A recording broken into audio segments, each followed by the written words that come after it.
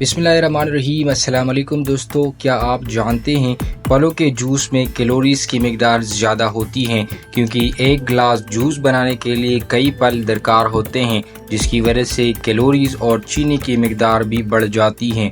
फलों में antioxidant, vitamins और मादनियात भी पाए जाते हैं, जबकि जूस बनाने के अमल में ये ग़िज़ाई अज्जा ज़ाया हो सकते हैं। खुसूसन पानी में हल हो जाने वाले विटामिन जैसे विटामिन सी फलों को खाने से ज़्यादा पेट भरने और तमानियत का एहसास होता है बनिस्बत जूस पीने के, क्योंकि इसमें फाइबर्स के अज्जा और चबाने का अमल भी शामिल हो जाता है।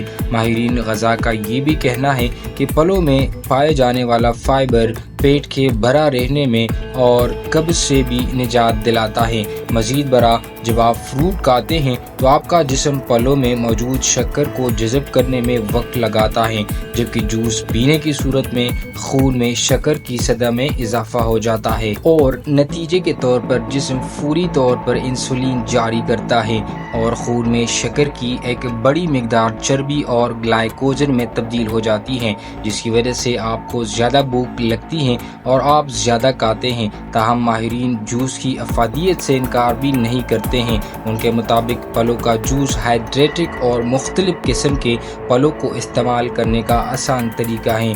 फलों के रस में मौजूद विटामिन सी और एंटीऑक्सीडेंट जिस्म से फ्री रेडिकल्स के इखराज में मदद देते हैं। इसके अलावा फलों के रस कुदरती शक्कर और इलेक्ट्रोलाइट्स का एक बड़ा जरिया है, जिससे वर्जिश के बाद खोई हुई तवानाई बहाल होने में मदद मिलती है।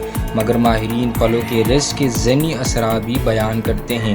उनके मुताबिक फलों का रस ज़ियाबितिस यानी शुगर के मरीजों के लिए परेशानी का बाइस बन सकता है।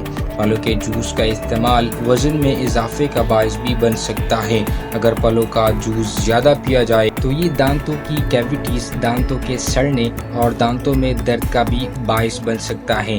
उनके साइड इफ़ेक्ट्स से बचने के लिए फलों के जूस को मुनासिब मिकदार में लिया जाए और कोशिश की जाए कि बग़ैर शक्कर के फलों के मुख्तलिफ वैराइटीज़ का इंतखाब किया जाए और फलों के रस की बजाय फ्रूट खाने को तरजीह दी जाए।